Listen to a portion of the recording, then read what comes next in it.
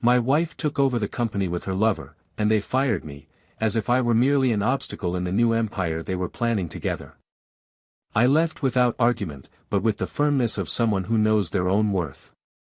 Days later, I called just to say, "I hope you saw the front page of today's newspaper," and hung up.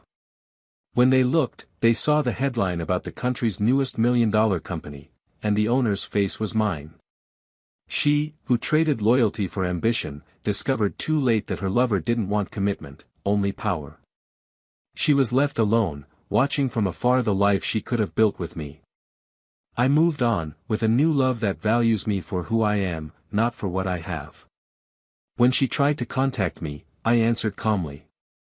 I forgave her, without irony or resentment. But forgiveness doesn't reopen doors. Each one got what they chose, she with regret, I with peace. But what no one saw, what no one knows, is how it all really began. Because before that cold, calculated call, before the newspaper cover and my new love, there was silence. There was the ground that disappeared beneath my feet. There was betrayal. Not the sudden, cinematic betrayal, but the kind that slowly weaves itself behind the scenes of a routine that seemed solid, in the comfort of promises made over hurried breakfasts and scheduled smiles in meetings. One day I was the man by her side, the husband with whom she dreamed of growing up, sharing victories, multiplying plans. The next, I was the nuisance. The name that needed to be erased from the office door. The voice that needed to be silenced in the boardroom. The last obstacle between her and the man who now made her feel alive, desired, unbeatable. It wasn't just any betrayal. It was the coldest, most calculated way to discard someone, with exquisite cruelty and a false kindness that hurts more than a direct blow. I remember the look in her eyes that morning. It was as if she were firing a common employee. As if our story had been a botched transaction, an investment that yielded no return. And the worst part? I still loved her. I still believed in us. And so, I left quietly. Not out of weakness. But out of self-love. Because you don't beg to stay where you're no longer welcome. Because those who truly love don't compete with their lover, don't scream for attention, don't grovel for permanence. I left. With my heart in ruins, but with my soul intact. With my eyes burning, but my posture erect. Without tears, but with a silent fury that began to germinate there, in that door closing behind me. In the days that followed, everything I knew seemed to have been erased. She toggled between events with her lover, public appearances as the new, it couple, and the attempt to rewrite our story as if I had never been a part of it. They said he made her laugh, that he encouraged her to grow, that together they were unstoppable. And maybe they were. But what no one knew was what I was silently building. While they shone in the spotlight, I drifted into sleepless nights. While they toasted, I planned. While they laughed at my downfall, I plotted my rebirth. And when everything was finally ready, I didn't explode with revenge, I didn't scream in public, I didn't chase headlines. I called. That was all. When she answered, she said my name with a tone of uncomfortable surprise, as if unsure whether to express regret or superiority. I didn't give her time for either. I simply said, "I hope you saw the front page of today's newspaper." And I hung up. That morning, I didn't just reappear, I was reborn. Not as the betrayed man, but as the unbroken man. The man she dismissed, thinking he was the past. And who now was the future she'd never have. But the cruelest part of the story was yet to come. Because fate has subtle ways of reciprocating every choice. And in time, she would discover that not all power brings happiness, that not all passion turns into love, that not every risk is worth it. She would discover that that lover full of promises was merely a reflection of her own ego. And that when the euphoria passed, what would remain would be silence. The same silence she offered me when she took everything from me would now visit her on empty nights. Alone, without company, without love, without me.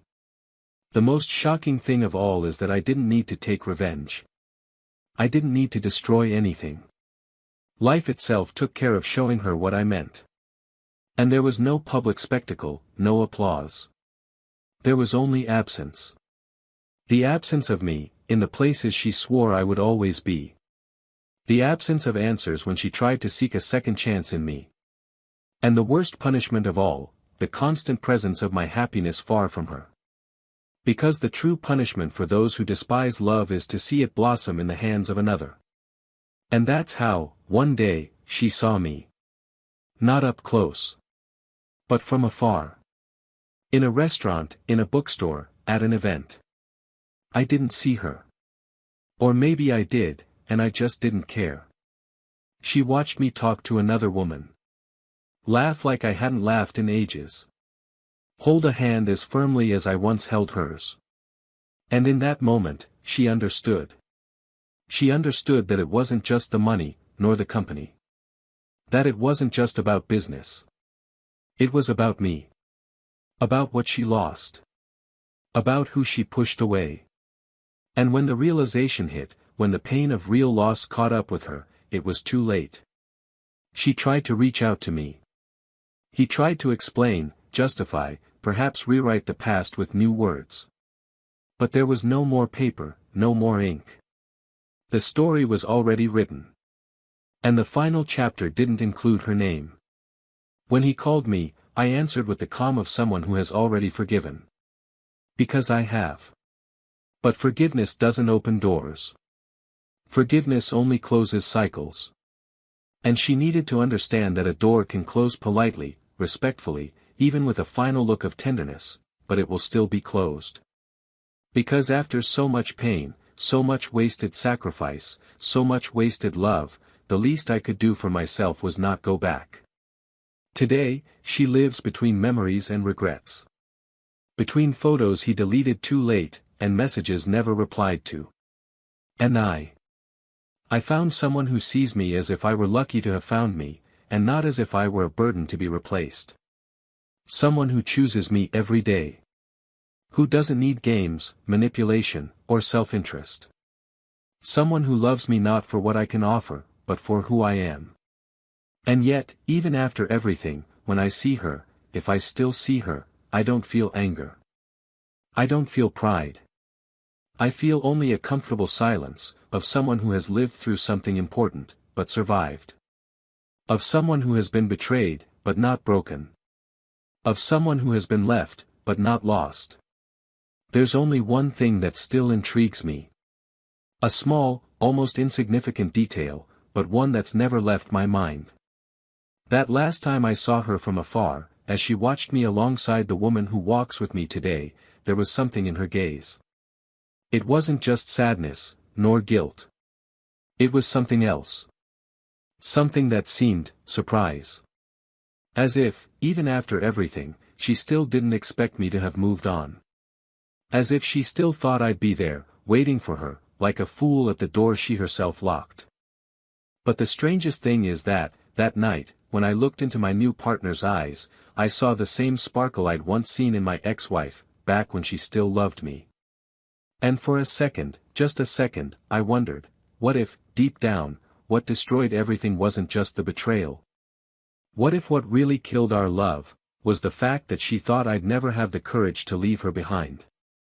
Maybe this story was never about power, or corporations, or revenge. Maybe, in the end, it was always about something much simpler, choices. And the courage, or lack thereof, to deal with the consequences. But what exactly did she see in my new love? What was it that made her freeze, with that look that not even time seems to heal? This is the part that no one knows yet. And maybe it's time to tell. Welcome to the channel. Here, we do not romanticize or condone any type of cheating. The stories you'll hear are fictional, but reflect painful realities that show how infidelity destroys homes, trust, and entire futures. Our purpose is clear: expose the emotional consequences of betrayal and make you reflect on the value of true love. Get ready. What's coming next is a story shocking, intense, and unforgettable. Good listening. There was something almost cinematic about the way that couple moved together, as if the world around them fell silent whenever they shared the same space. Daniel and Helena. Two common names, but when said together, they sounded like a trademark. The kind of couple that seemed hand-drawn by some romantic screenwriter. He, determined, a born strategist, always one step ahead in negotiations, someone who breathed numbers and who learned early on that trust was more valuable than any capital. She, charismatic, with a striking presence, a confident voice, and a gaze capable of disarming any adversary, with a creative and bold mind, who made a vision of the future in art. They were opposites who complemented each other in every way, in their rhythm, in their outlook on the world, in their way of dealing with crises. And perhaps that was what united them so intensely, the feeling that together, they could achieve anything they set their minds to. They met at a business meeting, unexpectedly and unromantically, like almost everything that truly matters in life. A mutual client, a difference of ideas, and an exchange of arguments that could have ended in a stalemate but instead turned into mutual admiration. Daniel was intrigued by Helena's firmness, her ability to not back down even when pressured. Helena, on the other hand, realized that behind his seriousness lay a rare strategic intelligence and an integrity not often seen in that field. They left the meeting unaware that they were beginning the most important chapter of their lives. It wasn't love at first sight, it was a process of building. Quick lunches that turned into long dinners, exchanges of messages that went from professional to personal, and, little by little, a bond began to form, discreet, consistent, inevitable. Their relationship grew in tandem with their professional growth. It wasn't long before they officially joined forces, founding a company that blended Helena's creative vision with Daniel's meticulous precision. Together, they formed an unbeatable duo. He handled finances, strategies, and goals. She handled branding, ideas, and culture. And what emerged from the union of these two worlds was a company unlike any other in the market. A vibrant, respected environment that grew month after month with consistency and innovation. And behind that success lay a mature, steadfast love, one that knew that trust was the foundation of everything. Helena always said that Daniel was her rock, and he, in turn, believed she was his vision of the future.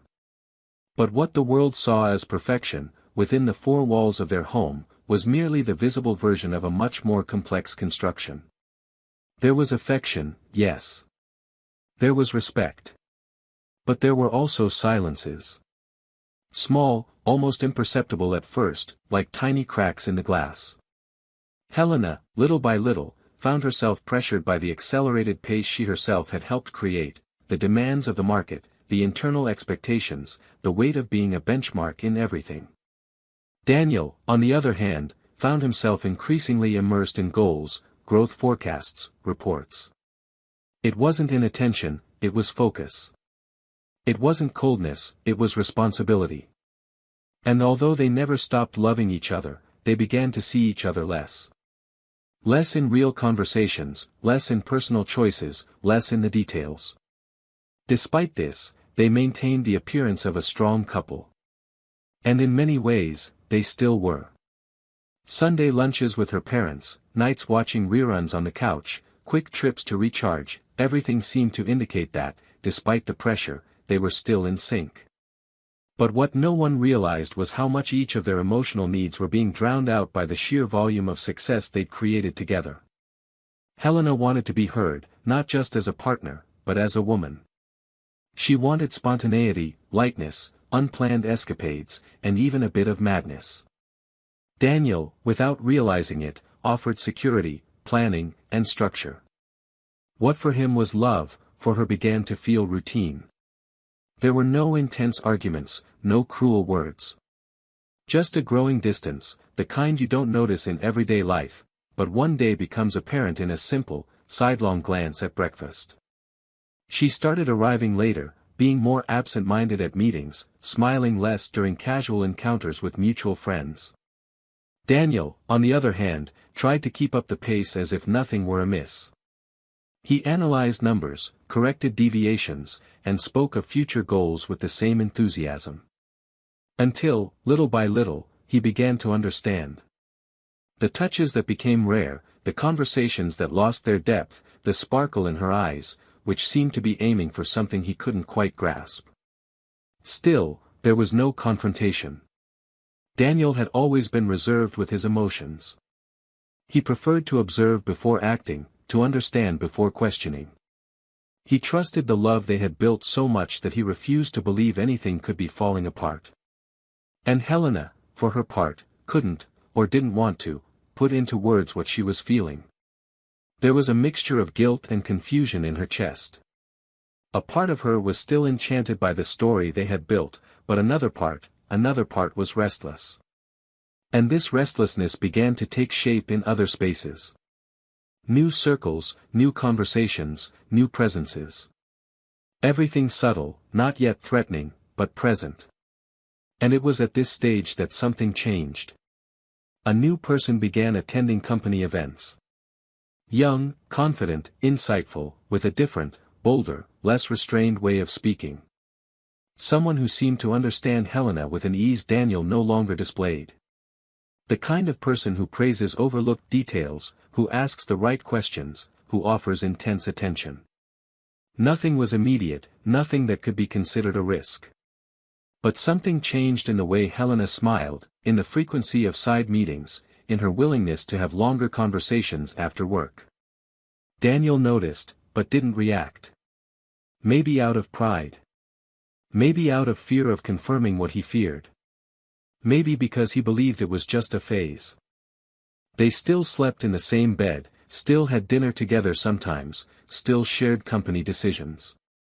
But there was a new rhythm to Helena's breathing. Something that pushed her further apart every day.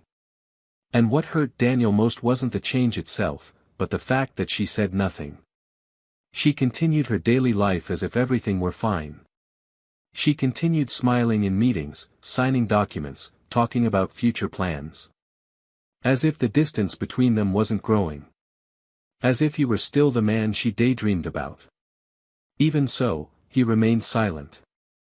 He trusted too much in what they had built to believe in any possibility of collapse. He preferred to believe it was fatigue. That it was just a phase of adaptation, of intense routine, of market pressures. After all couples go through difficult times, and he believed that true love is not lost like that. Not with someone who shared so much, not with someone who had such deep plans. But time, that implacable judge, began to show that something was indeed moving. And it wasn't in his direction. Even so, Daniel didn't confront her. He maintained his firm stance, moving forward with his projects, his plans, and the company. Because when you love someone deeply, the last thing you expect is for them to leave. Or worse, for them to already be gone, and only their body remains. What Daniel didn't know, and what Helena hadn't yet fully grasped, was that something had already changed definitively. And that very soon, their story would no longer be written by two people. Soon, they would no longer be partners, or a couple. And how that would happen, no one could have predicted. Not even her. Not even him. And much less, the other one. On the surface, everything seemed to be following its natural course. The company continued to expand, numbers broke records, corporate events became increasingly sophisticated, and Daniel maintained his leadership position with the same precision as ever.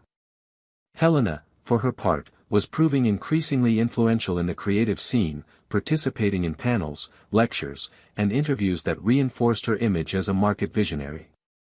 The two were still seen as the model couple, the duo that combined intelligence and charisma, reason and emotion. But behind the scenes, signs of a deeper change were intensifying in details that escaped the less attentive eye. A delay here, an absence there, a message answered more coldly than usual, a glance averted at the coffee table. Nothing was glaring, but everything seemed slightly out of place, like a crooked picture on a perfectly organized wall. Daniel was beginning to notice something irrevocably different in Helena's gaze. The quiet tenderness he'd previously found in her eyes was now replaced by an unstable glow, a kind of restlessness disguised as haste. At times, she seemed more distant than ever, even sitting across from him. He began to feel like he was talking to someone who no longer inhabited the same emotional space. He tried to strike up conversations outside of work, suggest trips, even revive simple rituals that had always brought them together, like cooking together on Friday nights, but she dodged him with the gentleness of someone who doesn't want to hurt anyone but no longer sees the point in insisting. Helena, for her part, was experiencing an inner turmoil she couldn't name. She was enveloped by feelings that oscillated between guilt and euphoria, as if two versions of herself were waging a secret battle within her. There was the woman who had built a solid history with Daniel, and there was the woman who felt alive alongside another man, a version of herself she hadn't even known existed. Her exchanges with Gustavo, the new innovation consultant, became increasingly frequent. They began with technical emails, evolved into after-hours messages, and before she knew it, they were talking about books, movies, feelings, frustrations, and desires. Gustavo knew exactly how to position himself, never invasive, but always present, always available, with just the right amount of words to fill the void she barely knew she felt. Helena resisted. She tried to maintain boundaries. She knew what was at stake. But the emotional absence growing between her and Daniel was like a fertile ground for everything Gustavo offered her. It wasn't premeditated, it wasn't planned. But one random night, after a company gathering where Daniel, as usual, had to leave early for an important video conference, Gustavo walked her to the car and held her hand for a second longer than necessary. Helena, on impulse, didn't back away. And in that instant, everything began to change. Their encounters began to occur outside of work environments. First with professional excuses, then without the need for justification. Helena immersed herself in a parallel world, where she felt desired, heard, understood. Gustavo made her laugh, made her feel light, young, alive.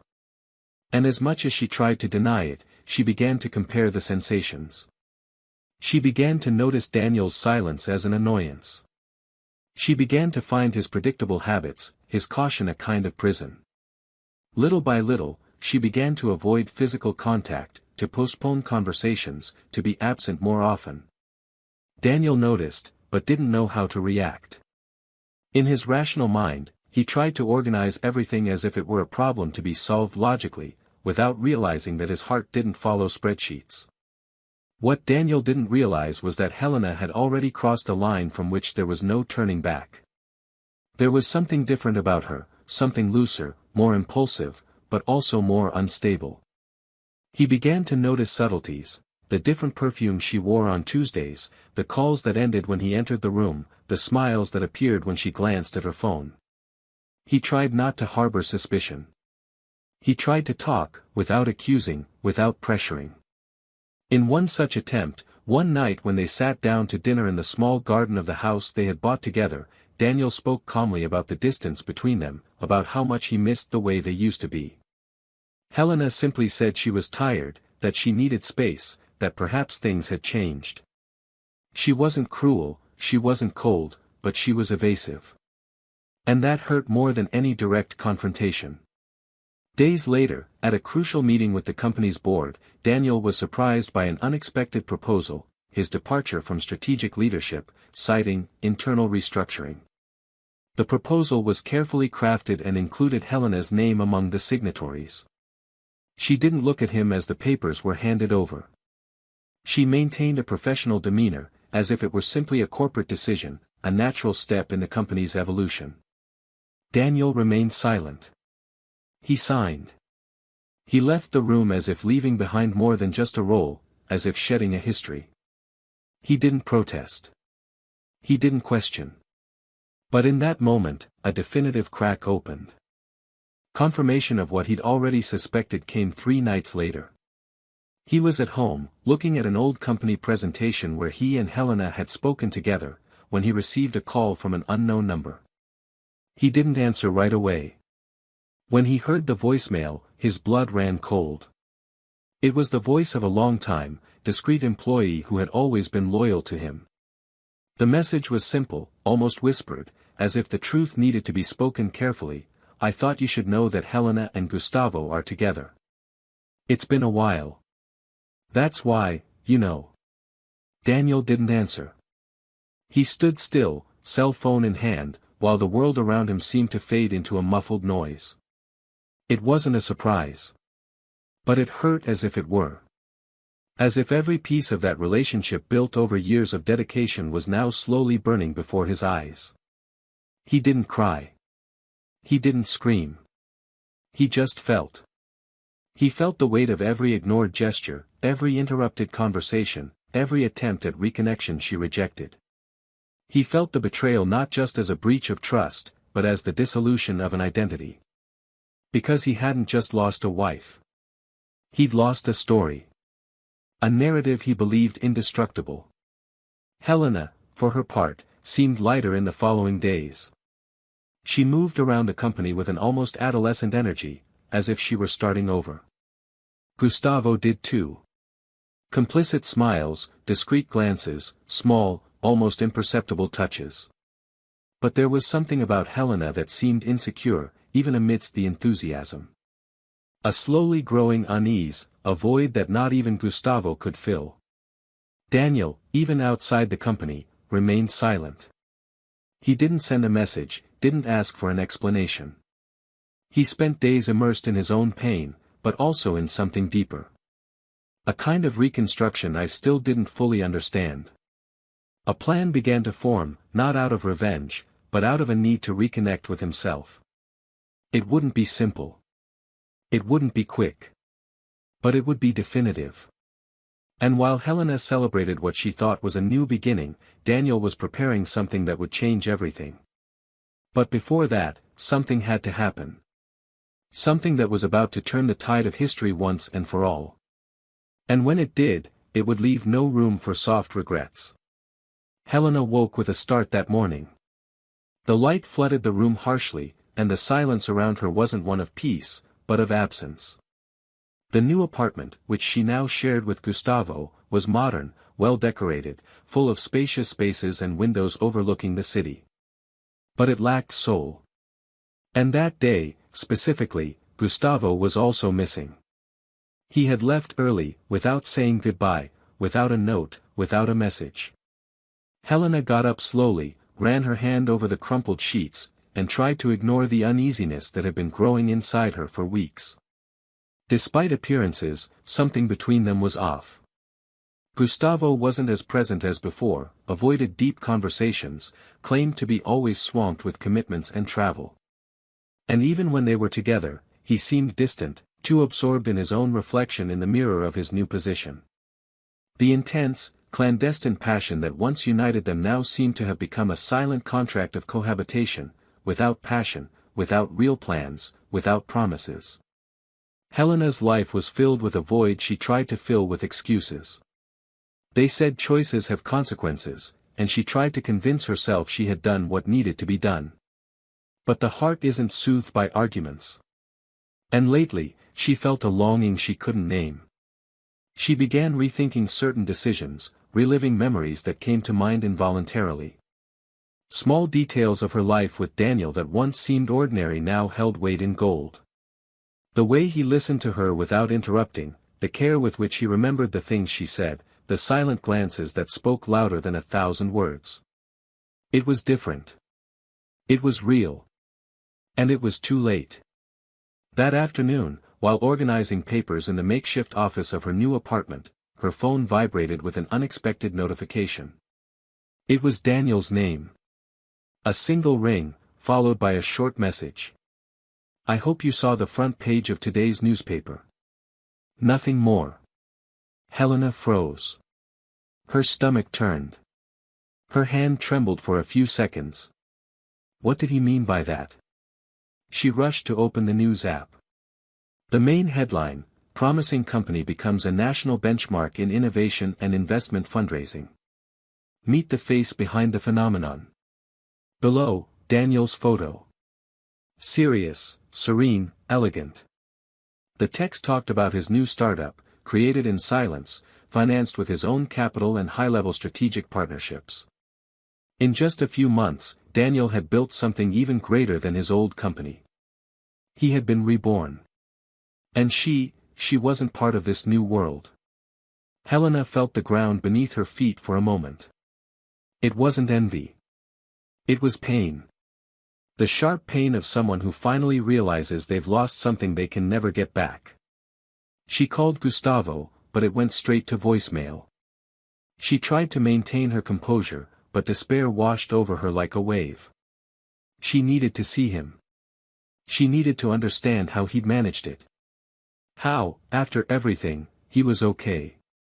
How he'd moved on with such dignity while she was still trying to piece things together. She went to the building where Daniel now worked. The new office was in a modern, elegant space with glass walls and hanging gardens. The receptionist recognized her, hesitated for a moment, but called to announce her arrival. A minute later, she was allowed to go upstairs. The door opened softly. Daniel was standing beside a large table, looking out one of the windows. When he turned, his expression was serene, almost gentle, but with a gleam in his eyes she no longer recognized. A gleam of someone who no longer carried pain, hurt, or resentment. She entered slowly, unsure how to begin. Daniel watched her silently, unhurriedly. When she finally spoke, her voice cracked slightly. She asked how he had done it, how he had managed to turn things around so quickly. He smiled slightly, walked toward her, and replied calmly, as if knowing the value of each word, when someone takes everything from you, all that remains is what you built within yourself. And I built much more than you thought. Helena took a deep breath, holding back tears. She said she missed him. That perhaps she had made a mistake. That perhaps she hadn't known what she wanted when she made certain decisions. He nodded, unprovoked, and replied with calm firmness, "You weren't wrong to leave me. You were wrong to think I wouldn't have the strength to carry on." Helena lowered her eyes. She wanted to say more. She wanted to explain, justify, try to reopen doors with some argument that made sense. But at that moment, the office door opened again. And a woman entered. Young, with a light smile, loose hair, and a sweet gaze. She greeted Daniel with a quick kiss on the cheek, took off her coat, and sat at the table next to him, as if she were already part of the environment. Helena froze. Daniel then looked directly at her and said naturally, "This is Lara. We've worked together since the beginning of the new company." Helena's silence was deafening. On the outside, she still maintained a controlled appearance. Inside, she was crumbling. He observed the complicity between them. The way she looked at him. The way he seemed, at peace. Daniel approached, and in a respectful but firm tone, said, "I don't hold a grudge. I truly loved you, Helena. And perhaps that's why I need to tell you, what you were looking for, you already had. But you chose to look away. And now, there's no going back." Helena tried to contain the trembling in her hands. She tried to hide her fragility, but she couldn't. The pain was too deep. But it wasn't just because of his success. It was because of the certainty that he had overcome her. That she was now just history. That same night, when she returned home, she found Gustavo on the couch, distracted by his cell phone. He told her he'd seen Daniel. He told her about his new company. About his new wife. She expected some reaction. Maybe jealousy, maybe concern. But all she received was a dry, almost indifferent comment, "He's always been good at what he does. It doesn't surprise me." Helena stared at him for long seconds. She tried to search his eyes for something that would make her feel less alone. But she found only disinterest. And then the question slipped out, "Do you love me?" Gustavo didn't even look up. "I think you're mixing things up, Helena. What we had was intensity. Not promises." Those words fell like shrapnel inside her. For the first time, she realized she traded love for impulse. Stability for excitement. Truth for appearances. And that Gustavo had never been willing to offer more than moments. She got up slowly, went to her room, and closed the door. Alone. For the first time in a long time, she felt the full weight of her own choice. There was no going back. There was no fixing it. And as she looked out the window at the hustle and bustle of the city, she realized that the real betrayal wasn't hers against Daniel, nor even against the relationship they'd built. It was against herself. Against the woman who had once been happy, and who, out of pride or insecurity, abandoned what many would spend a lifetime trying to find. Daniel, at that very moment, was walking down the street with Lara by his side, smiling, chatting about travel plans and ideas for new projects. He didn't know Helena had seen him from afar. But even if she had, it wouldn't have changed anything. Because some stories need to end so that others, more truthful ones, can begin. What Helena didn't yet know was that what would happen from then on would be even more painful than anything she had ever faced. Because some wounds heal with time. But some choices echo forever. And when she discovered what truly lay behind Daniel's silent success, when she realized what he had done while she dismissed him as an obstacle, she would realize that the greatest turnaround was yet to come. The next morning, Helena woke feeling as if she had lost control of her own narrative. The apartment no longer felt like a home, but a dismantled stage. The silence between her and Gustavo was absolute, and for the first time, she realized that this man, with whom she had shared secrets, hasty plans, and even the adrenaline of an adventure, was now just a stranger with whom she shared a roof and nothing more. He left early, as he had for weeks, without so much as a goodbye glance, and she stood there, standing in the hallway, watching the door slowly close, feeling loneliness fill her suffocatingly. There were no more excuses. There were no more illusions. What had once been an escape was now a prison. She spent the rest of the day aimlessly, walking streets that once seemed familiar but now reflected a world that no longer belonged to her. Every cafe she and Daniel had sat in, every journey they used to take together, brought back memories that throbbed like barely healed wounds. And the more she tried to push the thoughts away, the more they asserted themselves. His gaze in the office, the woman beside him, the calm tone with which he greeted her. Nothing there was cruel, but everything was definitive. And it gnawed at her.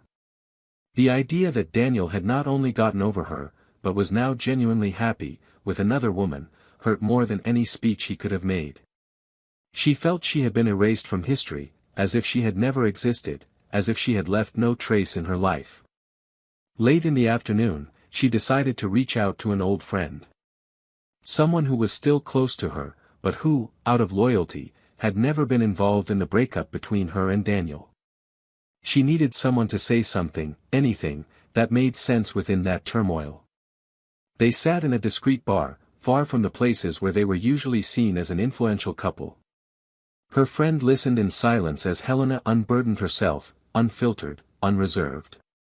She talked about guilt, about hasty choices, about the feeling of having built a castle in the sand. And then, between one sentence and the next, her friend blurted out something that froze Helena. She said that, in fact, Daniel had started his new project well before the official separation. That behind the scenes in the market, everyone already knew he was moving quietly, gathering contacts, discreetly seeking investors. And that Lara wasn't just a new girlfriend, she was a key player in this entire restructuring. Helena, her heart racing, wanted to know more. Her friend hesitated, but eventually told her that Lara had been hired by Daniel months before the breakup, as an outside consultant, with no direct ties to the former company, and that, contrary to what Helena imagined, it wasn't after the betrayal that Daniel decided to be reborn. He had already been rebuilding himself from within, even while she was betraying him. And that, all the while she believed he was lost, hurt, and stuck, he was already moving. Not for revenge. But for you. For his own dignity. This hit her with devastating force. It wasn't just the pain of having betrayed someone I loved. It was the silent humiliation of realizing he never begged to stay, that he never fell, that he never even tried to hold her. He simply moved on.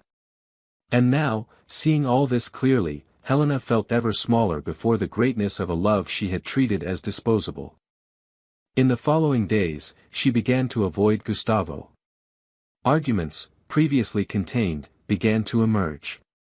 He was irritated by her attempts to reconnect with her old life, saying she was obsessed with a past that had already ended. She, in turn, felt trapped in an empty, superficial present, built on impulses and escapes. In one of these arguments, Gustavo exploded and said, with the coldness she dreaded hearing, "You never really chose me. You only clung to me because you wanted to escape your life. But deep down, he's still the one you talk about, the one you think about, the one you miss." Helena didn't respond. There was no denying it. It was a few days later that she decided to go to the house she shared with Daniel. She didn't know exactly what she expected to find, perhaps just a last connection with the part of herself she felt she had lost. The house was different. Renovated, with different colors, new plants in the garden, but it still retained traces of what they had been together. She rang the doorbell with trembling hands, her heart heavy. Lara answered. Her expression was serene, but surprised. Helena asked to speak to Daniel. Lara didn't hesitate. She called out to him in a soft, almost respectful tone. When he appeared, he showed no surprise. He simply stared at her with the same serenity that was now destroying her. She asked to talk. He nodded without hesitation. They sat in the old backyard, the one where they'd so often dined outdoors, where they'd laughed, argued, and dreamed. Helena looked at him and said, with a lump in her throat, that she needed to understand. That she needed to hear from him how he'd been able to get back on his feet so quickly, to rebuild his life so solidly, so silently. Daniel took a deep breath, thought for a few seconds, and then replied, "You think I was reborn after you left me. But the truth is, I was reborn the very moment I realized you no longer chose me. While you looked at me with boredom, while you were enchanted by someone else, I understood that I had been emotionally abandoned. And so, I needed to survive. And to do so, I needed to reinvent myself." Helena tried to hold back her tears, but couldn't. She said she felt like a mistake, a disappointment, that she couldn't forgive herself. He interrupted her gently, "I don't hate you, Helena. And I don't regret anything we shared. I loved you with everything I had. And perhaps for that very reason, I needed to love myself too. And loving myself meant accepting that you were no longer my choice, nor I yours." She then asked, her voice almost cracking, if there was a chance for a fresh start, for rebuilding. Daniel looked into her eyes with the same tenderness as before, but with a new firmness, "No. Because today, I am everything to someone. And I cannot, out of pity, destroy something I built with truth just because you realized too late what you lost." Helena wept. Not with anger, but with understanding. For the first time, she saw clearly everything she had done. And everything she had failed to do. And it was there, sitting in that garden that had once been their home, that she understood that the greatest loss of her life wasn't the company, the prestige, or the stability. It was Daniel. And not because he was successful. But because he had once been the safest place in the world. And she traded that place for an empty promise of freedom. She stood, thanked him, and before leaving, looked at him once more. Daniel simply said, "Take care of yourself, Helena." And she nodded, her eyes welling up. As she walked away from that house, each step felt heavier. Because now, there was no more hope, no shortcuts, no chances. There was only the echo of everything left unsaid, and everything that was silently destroyed. And Daniel, as he closed the gate behind her, felt neither hatred nor relief. He felt only the certainty that he had done what needed to be done. The pain was in the past. Peace, now, was what he carried in his eyes. And the future, that had already begun a long time ago. The gate closed behind Helena with a dry sound, muffled by the weight she carried on her shoulders. The wind that afternoon seemed colder, even under the sun. The streets seemed too long, and the silence around her was piercing. There was something irreversible about that encounter with Daniel, not just the words spoken, but everything he didn't need to say. Helena hadn't left with just a broken heart, she'd left with a shrunken soul, her face exposed before a moral mirror that forgave no disguise. It was in that moment that she understood with brutal depth what it means to lose someone not by accident or fate, but by choice. The choice not to care, not to listen, not to stay.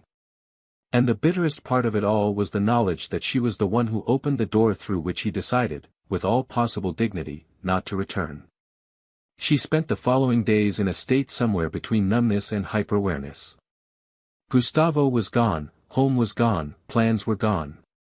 Living with him became unbearable, not because of the arguments, but because of what became clear between them. They were bound only by a mistake, by circumstance, not by love. The separation was silent, without scandal, without accusations. Just the inevitable end of something that, deep down, never had a soul. Gustavo left with few suitcases and fewer words. And Helena stayed. She was left with the furniture, the contracts, the spaces, but also with guilt, regret, and absence. An absence that was not only Daniel's, but also her own. She no longer recognized herself. She was no longer the determined, charismatic woman, passionate about what she did. She was a shadow of the woman she once was, and this realization slowly consumed her. In the professional environment, she tried to maintain her composure, but little by little, signs of fragility began to show. Meetings were postponed, presentations were generic, decisions were incoherent. Some advisors began to question her leadership. There were rumors. Some said she was shaken, others that she had lost focus, others that she had been surpassed by someone younger, more agile. None of this mattered as much as what she thought when she looked in the mirror, that she had, indeed, become a woman who betrayed herself by trying to find outside what she should have cultivated within. Daniel didn't pursue her. He never confronted her. He never showed up to expose or retaliate. He simply disappeared from her path. It was as if their world had been sealed in a time that would never return. It was on a cloudy afternoon, sitting on a park bench next to a discreet flower shop, that Helena once again saw the past cross her path. A young couple, embracing, smiling, unpretentious, walked toward her. He pulled her by the waist, while she said something animated, and he laughed, throwing his head back with a rare lightness. Helena watched them with a vacant gaze, until she recognized his walk, his tone of voice, his posture. It was Daniel. And beside him, Laura. They weren't acting happy. They were happy. It was easy to see, it was organic, natural. Daniel passed a few meters away from her and didn't see her. Or he saw her and chose not to show it. What hurt wasn't the indifference, it was the fact that he seemed whole, without wounds, without shadows. And that confirmed to Helena that his forgiveness was real, not a performance, but an inner choice of someone who had truly overcome. That night, she opened her old photo album on her computer. Photos of their old house, the company's founding, events, and travels. But what struck her most was a video. An old recording, made without rehearsal, where Daniel spoke to the camera about what it meant to him to build something with someone. He said that a true partnership wasn't just about plans, but about presence, daily care, and attention to the invisible details. He said that love was more than feeling in love, it was about staying, even when the emotion fades into silence. And in that moment, Helena cringed in front of the screen. Because she remembered that day. She remembered that, when she finished recording, she thought he was exaggerating, being dramatic. And now she understood every word. She hadn't just stopped caring. She'd stopped staying. In the days that followed, she began receiving calls from her own mother, concerned about her emotional state. Helena's parents, who had always admired Daniel, also seemed to have gone silent. They never confronted her directly, but they also never spoke about him again. It was as if, in a way, they had lost them both. And this made her feel even more isolated. Because losses don't just happen when someone leaves. Sometimes they happen when you give up who you were, becoming unrecognizable even to those who have known you for years. The dilemma forming within her was no longer whether or not to return to Daniel, that was already resolved, he had already moved on, but how to move forward with dignity after having been the author of her own downfall. How to carry on without allowing herself to live eternally as a victim of her own choice. And this consumed her. Constantly, like a question that echoed relentlessly, what do you do when you can't go back and don't know how to move on? She began seeking professional help, not as someone seeking a magical cure, but as someone who needs to learn to live with the truth. In sessions, she spoke about the emptiness she feels, the fear that she will never be able to truly love again, and the guilt that prevents her from moving on. The therapist firmly stated that guilt is the echo of conscience, but that living with it means remaining trapped in what can no longer be changed. He said that perhaps the challenge wasn't forgiving herself, but accepting that forgiveness from others, even Daniel's, is no substitute for the forgiveness she needs to give herself.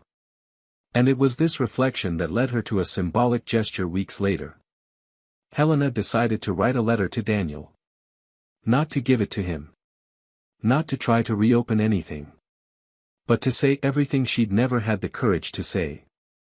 She wrote about the admiration she still felt, about the gratitude for the years they'd shared, about the regret for not having realized the value of it all while there was still time. But the central point of the letter wasn't him. It was her. It was a confession to herself. An attempt to face head-on the choices that had kept her from a life that, despite all the challenges, was genuine.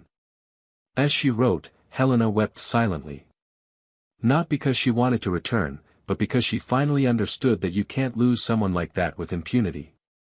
That love requires emotional responsibility. That love isn't just about physical presence, but about commitment to the other person's feelings. And that, by neglecting this, she destroyed not just a relationship, but a version of herself that may never exist again. Behind the scenes, the world continued its course. Daniel and Lara were consolidating their project, becoming a market benchmark, and by all indications, they were ready to take a new step together. Helena watched from afar, without rancor, but with a gentle sadness that didn't diminish. Because some pains stop burning, but never completely disappear. And the moral dilemma that still haunted her was, how to live from here. How to build something true when you know what you destroyed. How to love again without fear of making the same blind mistake. These questions had no ready answers. But what she slowly understood was that perhaps the way forward wasn't to erase what she'd experienced, but to accept it. To accept that it was a failure. That she lost. That she destroyed. But that there is still life after the fall. And perhaps, if she could ever trust herself again, she could still build something meaningful. Something smaller, perhaps. Simpler. But real. What she didn't yet know was that fate held one last image for her, one last fragment of the life she'd let slip away, and that this image would come with the force of an earthquake, reopening wounds she thought she was learning to heal. An unexpected vision, in an unlikely place, that would make it clear, once again, that choices don't just shape futures, they define who we are, and what we lose forever. The months passed with the rigidity of time that waits for no one. Helena, even silently torn apart within, tried to navigate with dignity the ruins of her life. Daily life had become a collection of automatic gestures. She woke up, drank coffee in silence, faced the hours of the day as if crossing an emotional minefield, avoiding thoughts, diverting her memory of faces and places. Even meetings, once the stage for her natural eloquence, now seemed like bureaucratic appointments in which she struggled to appear attentive, even as her mind wandered to a fixed point on the wall. The glow, the one that made her magnetic, had slowly dissipated. It wasn't just guilt or grief for Daniel, it was the absence of a real meaning that gripped her chest. And when absence is stronger than presence, everything around her becomes noise. In an attempt to rebuild some kind of emotional routine, Helena began visiting the studio of an old acquaintance, a middle-aged sculptor with whom she had lost contact during the years she dedicated herself entirely to the business. In the studio, among blocks of marble and dried clay, she found a kind of silence that weighed nothing down. There, the pain needed no explanation. The sculptor said that each crack in the stone told a story, and that there was beauty in what was broken. Helena listened, often without responding, but absorbing.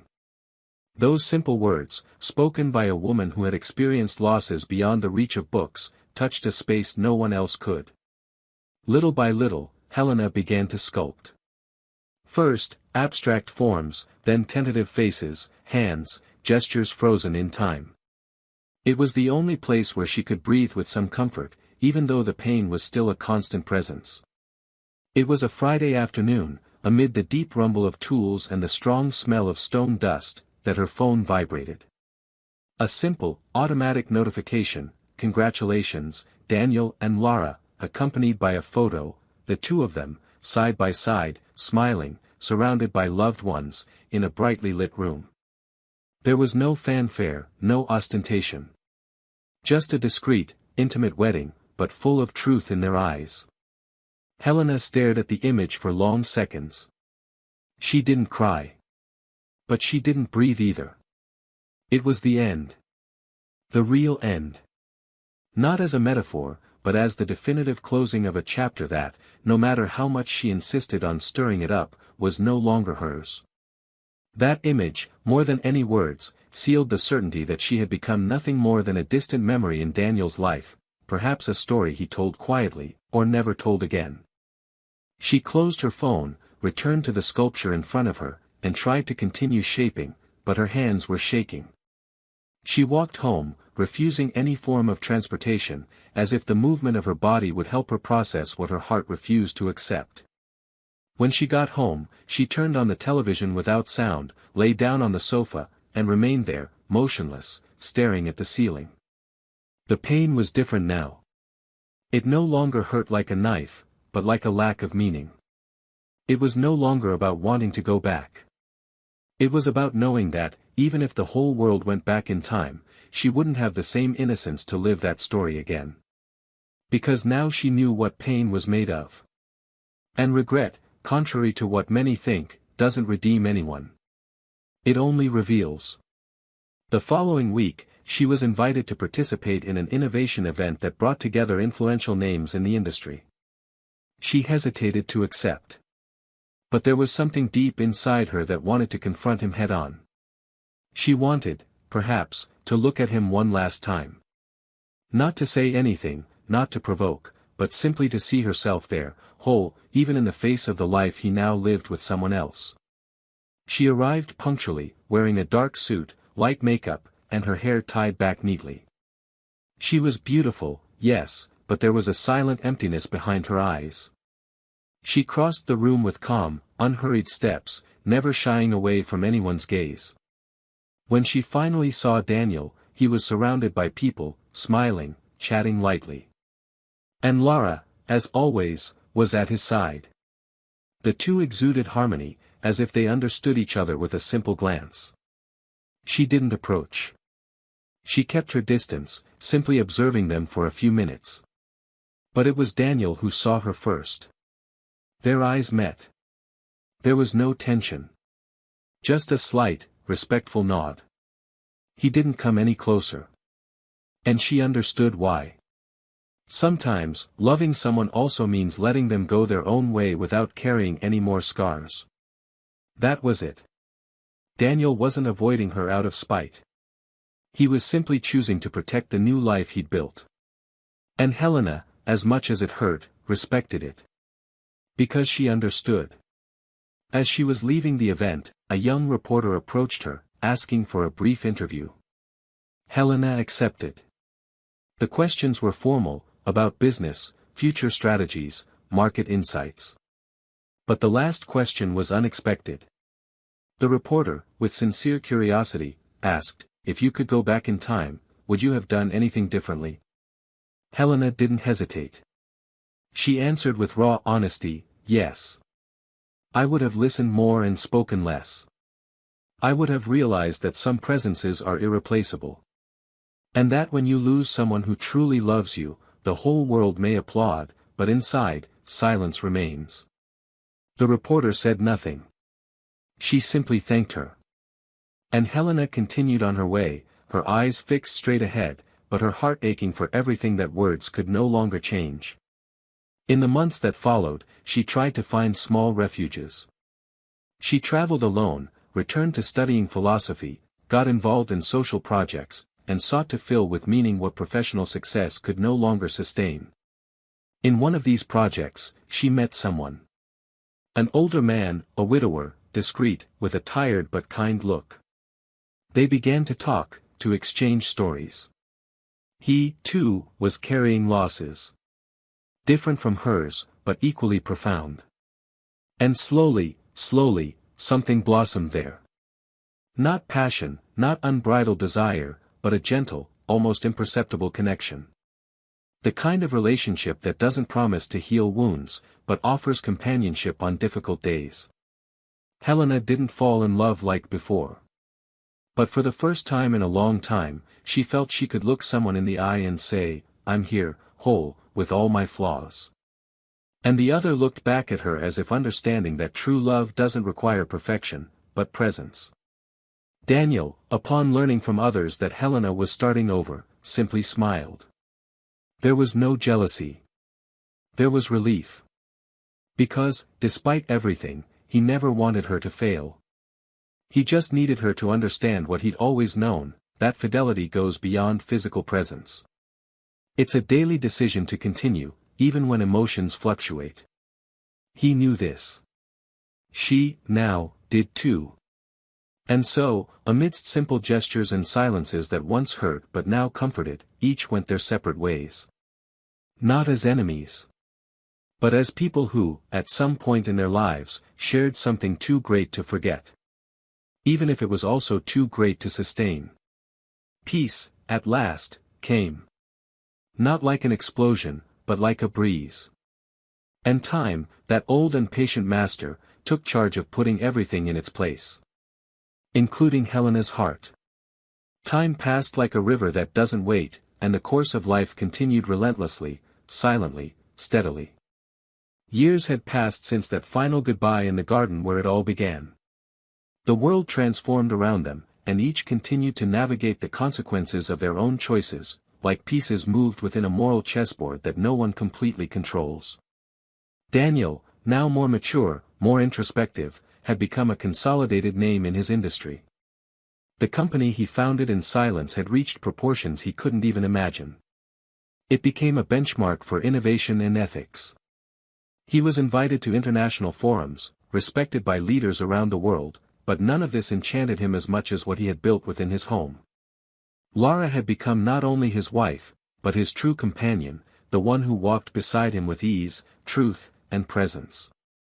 She was the one who knew how to remain silent when he needed peace, who offered support without intruding, and who knew how to see who he was inside, not through his achievements, but through his values. The house where they lived was simple, surrounded by trees and a garden always in bloom. In the late afternoons, they liked to sit on the porch, barefoot, fresh coffee in hand, and watch the light slowly change over the world. Daniel had found there not only a new love, but the peace he had long sought. And what struck him most, now that he had lived both experiences, was realizing how true love is silent, yet full of meaning. It didn't require euphoria, constant tests, competitions, or public displays. It was a love born of daily life, of listening, of simple touch, of mutual respect. There were days when he still thought about the past. Not with pain.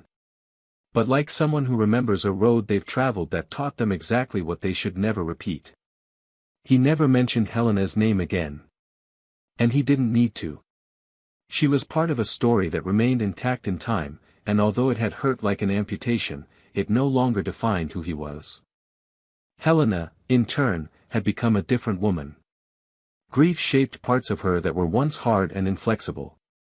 Her personality, once full of rough edges, was now more human, more sensitive, more aware of the consequences her actions can have on others. She didn't return to being the woman she once was, that woman no longer existed, but she became someone more honest with herself. The man with whom she had recently begun a new relationship remained by her side for a while, but at some point, with respect and maturity, they both understood that the relationship had served its purpose. It was a transition, not destiny. There was no hurt, no ruptures. Only the understanding that some connections serve to show that there is still life after loss, but not necessarily to last. She began living alone, in a small apartment surrounded by plants and with a bookshelf full of books marked with notes. She no longer wanted to lead large companies, no longer sought to lead crowded rooms. She opened a small studio where she helped other women find expression in art, especially those who had suffered emotional loss or abusive relationships. It was her way of giving back, of healing herself while helping others heal as well.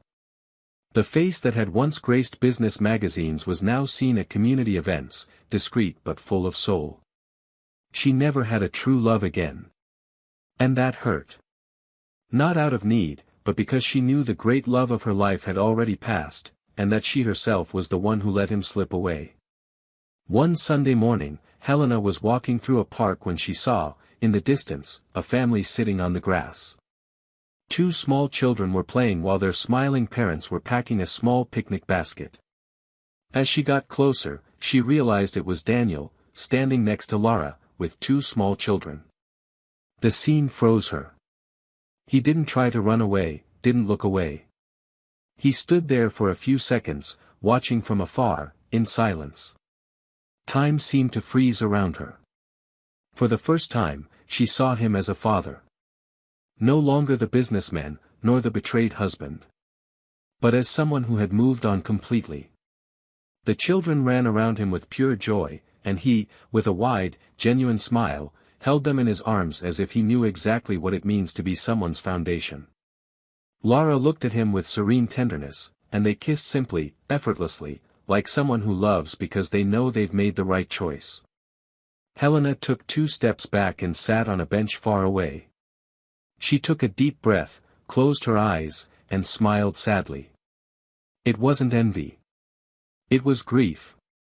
A calm grief that recognizes the beauty of what could have been, but also accepts, with maturity, that everything has its time. And that, if she had made different choices, maybe that child over there would have been her son. Maybe that smile was for her. But it wasn't. And it never would be. And that was okay. Because in that moment, she understood that the forgiveness she needed to give herself wasn't for having lost him, but for having taken so long to understand the value of what she already held in her hands. Upon returning home, he wrote one last letter. Not to deliver. Not to attempt anything else. Just as a private record. On the paper, he wrote something he had never been able to say even to herself. Today, for the first time, I understood that loving someone doesn't guarantee they'll stay. You have to care, stay, endure through the hard days. I didn't do that. And I paid the price. But I'm alive. And that's enough. She folded the letter and put it in a box where she also kept old photos, some notes from her time at the company, and a handkerchief embroidered with her initials and Daniel's, a gift he had given her for a birthday many years ago. In the final scene of all this, in a small auditorium where she was speaking to a group of young people about business ethics and emotional values, someone asked her what the greatest lesson she had learned in life was. Helena smiled, waited a few seconds, and replied in a firm voice, "Loyalty is silent, but it is what sustains love. When it is broken, what remains is only the echo of everything that could have been. Betrayal destroys more than trust. It destroys the future. And time doesn't always mend." The auditorium fell silent. And she, serenely, concluded her speech and stepped off the stage. The story of Daniel, Helena, and Lara isn't about winners or losers. It's about choices. It's about the weight of turning your back on something true, believing there's something more exciting out there. It's about how a lack of emotional presence can kill a love that had everything to last. It's about the courage to move forward with dignity, even when everything has been taken from you. And it's also about the deep, irretrievable regret of those who only recognize the value of love after it has already become part of another story. Comment below with your thoughts on this story. What touched you most? Which character resonated most with you? Your opinion is very important to us. And if you've made it this far, be sure to subscribe to the channel and turn on notifications to stay up to date with new, moving stories like this one. And remember, betrayal may seem tempting, but it takes with it everything that's most valuable: respect, love, trust, and peace. Here on the channel, we don't support, normalize, or romanticize any kind of betrayal. Our stories exist to show, with all the colors of pain and truth, that those who betray don't just destroy others, they destroy their own path. Until the next story. And take good care of those who love you. Because loyalty, once lost, can never be found again.